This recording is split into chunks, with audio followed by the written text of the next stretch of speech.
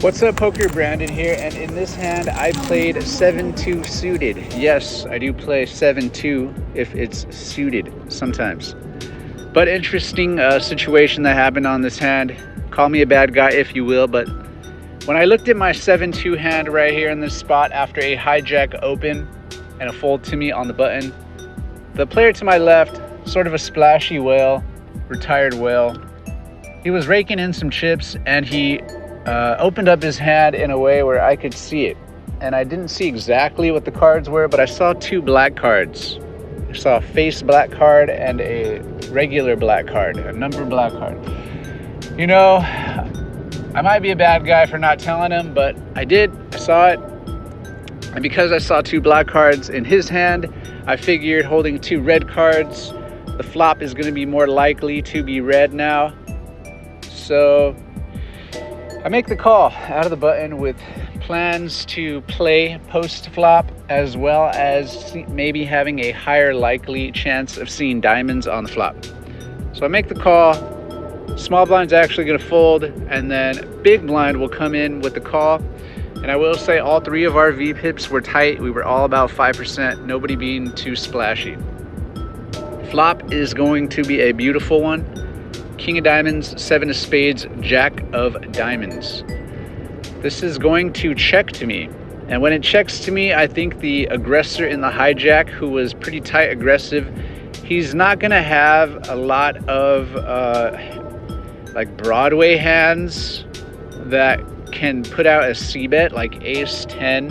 It could put out a c-bet there, ace queen.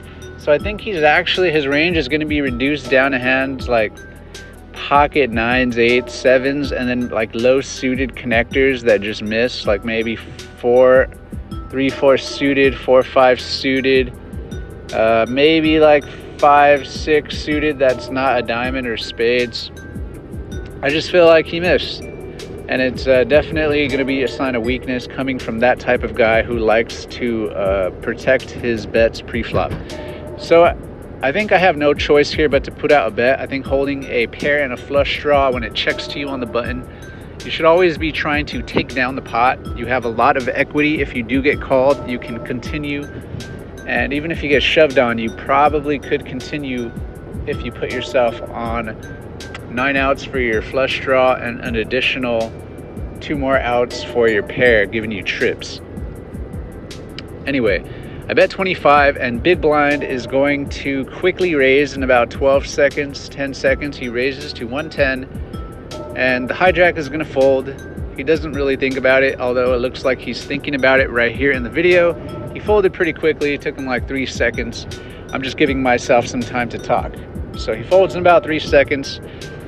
And then now I think you can jam here pretty often and try to get folds.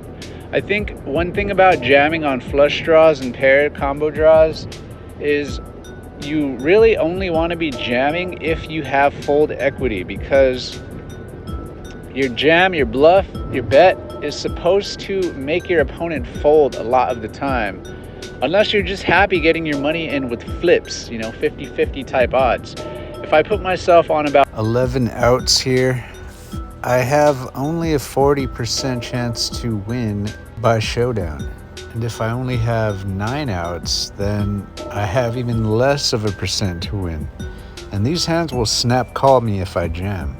Jamming really only makes sense if I put my opponent on a hand like King Queen, where I have 14 outs, and I believe my opponent will fold. And then if I jam, you get a little bit extra equity if he folds. But if your opponent's never folding, then you're realistically only getting your money in at best at like 52-51% if your read is correct and he does have like a 1 pair hand that gives you multiple outs up to 15 outs.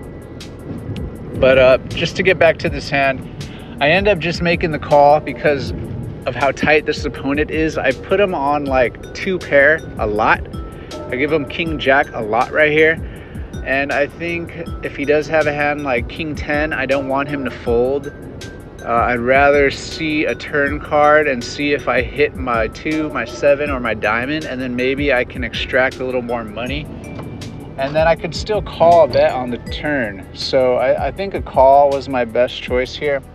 I don't think he's gonna call very often with just a pair, which I guess realistically gives me more reason to shove there. But being as tight as he was, I really put him on 2 pair. So I put him on 2 pair, king jack, and I'm actually really hoping that I see a diamond, a 7 or 2 on the turn to make my life easier. So I make the call and we go to a turn card heads up. And the turn card is a beautiful 7. So at this point now, I'm never folding. I'm always gonna call anything he puts in. And after about 10 seconds, my opponent shoves all in. And I think if you have 7-2 here in this spot, you have no choice. You put the money in, and if you're beat, you're beat. For some weird reason, your opponent has pocket kings or pocket jacks, you put the money in and you're beat. So what? If he has a 7 and it's bigger, so what? You put the money in. Well, I end up putting the money in, and we go to a showdown. River is going to be an ace of spades, and my opponent is going to show that he did have king jack offsuit. So I ended up turning him and I beat him. I do got to say that I think my opponent did a great job shoving there, because I think he put me on exactly what I had, which was a flush draw, but he just didn't put me on the 7. So I think he always forces me to just have to put my money in with the flush draw at that spot if I want to gamble, or I got to give him the flop bet. So I sort of like his play. I think he just got unlucky that I had a 7 to go along with my flush draw. So I don't mind it as far as even being on his side of the fence. Able to record the very ending of the dealer pushing the pot towards me after my opponent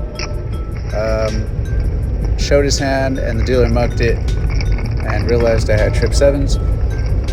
I think that if you're gonna play like a suited, like 7-2 hand, trash hand like that, only do it on the button, and only do it if you are willing to bluff and play post flop, because realistically hands like that are not going to be profitable if you're going to play your hand for what it is. But if you're willing to put in money when you see weakness from aggressors pre-flop, then it can be profitable. And then you could always just flop the world like I did and get lucky and just get paid for playing a trash hand like that. But keep that in mind if you're ever going to play a weird hand like that. What do you guys think about me seeing my opponent's hand pre-flop and I didn't say anything? Does that make me a bad guy? Does that just make me a normal poker player trying to get every edge that I can? Do you personally announce that you saw the hand? If you have 7-2 on that spot on the flop, what size are you betting?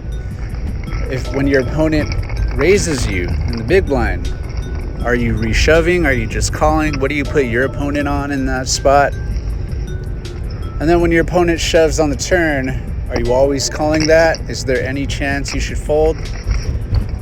If you have any answers to these questions, go ahead and jot them down. And thank you for watching. I am Pokerbrandon.